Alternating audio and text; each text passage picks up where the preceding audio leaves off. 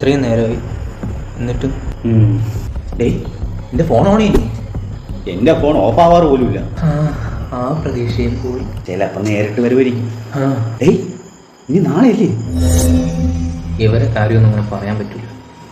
മറ്റന്നാൾ വ്രതശുദ്ധിയുടെ നാളുകൾക്കൊടുവിൽ മുസ്ലിം സമൂഹം നാളെ ചെറിയ പെരുന്നാൾ ആഘോഷിക്കും. ശവ്വാൽ മാസത്തിൽ കാണാത്തതിനാൽ ശാസ്മാരും മതനേതാക്കളും അറിയിച്ചു. എന്നാലും അവൻ വിളിച്ചില്ലേ? അവൻ വന്നടാ. സന്തോഷം കാണിക്കണ്ട, ജാടിയിട്ടിരിക്കാം. ഈദ് മുബാറക്. യാ ഹബീബീസ്. അളിയ നോമ്പൊക്കെ വിളിക്കാം. നോമ്പൊക്കെ തീരണേ, നാളെ പെരുന്നാളല്ലേ. മട്ടനും പത്തിരിയൊക്കെ നാളെ പൊളിയായിരിക്കും അല്ലേ? പിന്നല്ല, മട്ടൻ ബിരിയാണി ഉണ്ട്. നമ്മളെല്ലാരും കൂടെ. ഈദ് മുബാറക്. അളിയ അത് പറഞ്ഞപ്പോഴാണ് കഴിഞ്ഞ ഓണത്തിന് ഇവിടെ നിന്ന് കഴിച്ച സദ്യ പായസം. ഓ അമ്മയുടെ കൈപ്പുണ്യം. അമ്മ അവിടെ പോയല്ലേ? അമ്മയൊക്കെ ഇവിടെ ഉണ്ട്. നീ അന്ന് ഓണത്തിനുണ്ടായ സാമ്പാറിന്റെ കല എവിടെ? അമ്മ എപ്പോഴും ചോദിക്കണം.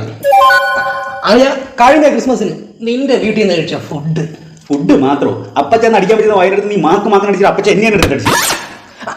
അതാണ് അളിയന്മാരെ പറഞ്ഞത് ഇത്തവണത്തെ പെരുന്നാൾ നമ്മൾ തകർക്കും. ഹബീബി ഈദ് മുബാറക്. അപ്പൊ ശരിയടെ, നാളെ വെളുപ്പിന് പോണത്. ഞാൻ പോട്ടെ. വെഞ്ഞാറുടെ പള്ളിയിൽ പെരുന്നാൾ നിസ്കരിക്കാൻ പോണം. നീ എന്തിനാണ് വെളുപ്പിന് പോണത്? അയ്യോ അത് ഞാൻ പറഞ്ഞില്ലേ, നമ്മൾ കുടുംബടക്കം ഇന്ന് വെളുപ്പിന് അങ്കമാലിക്ക് പോയത്. നാളെ കൊച്ചാപ്പാര വീട്ടിലല്ലേ നമ്മളെ പെരുന്നാൾ ആഘോഷം.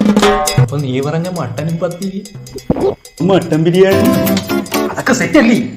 കൊച്ചാപ്പാടെ വീട്ടില് നമ്മളെല്ലാരും കൂടെ ഇല്ലേ? നമ്മളെന്ന് പറയുമ്പോ നമ്മള് ബന്ധുക്കള്.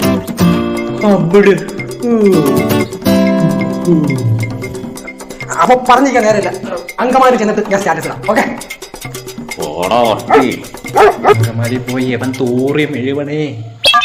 അതേപോലെ പെരുന്നാളായിട്ട് നിങ്ങക്ക് വെറുതെ ചെറുക്കനെ തെറ്റിദ്ധരിച്ച് എനിക്കാവൂലടാ, എനിക്ക് ഒരു കാലത്ത് വിളവൂല.